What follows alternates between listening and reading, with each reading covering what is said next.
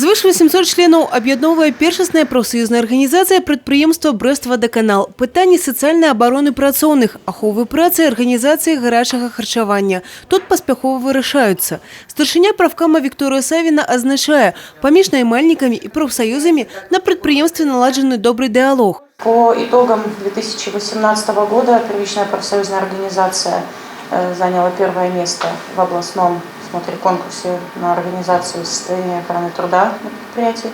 По итогам 2019 года еще, так скажем, неизвестно, но надеемся, что будем выглядеть не хуже. Вот. Значит, как я уже и говорила, на удешевление питания ежемесячно каждому работнику по коллективному договору оказывается материальная помощь в размере до 5 базовых величин.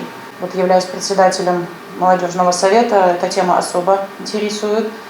Поэтому за 2 дня имеется возможность обменяться какими-то новыми впечатлениями, веяниями, поделиться опытом и, соответственно, набраться каких-то новых идей. Пытанне інтарэсаў моладзі ў прыярытэце для Романа Чуля. Ужо некалькі гадоў ён узначальвае першасную профсоюзную организацию студентов Брестского дзяржаўнага университета імя Пушкина. Я буду рад слышать вопросы, которые будут подниматься в том числе социальной поддержки наших студентов, о сохранении тех имеющихся ранее социальных льгот, гарантий и выплат для наших студентов, членов отраслевого профсоюза.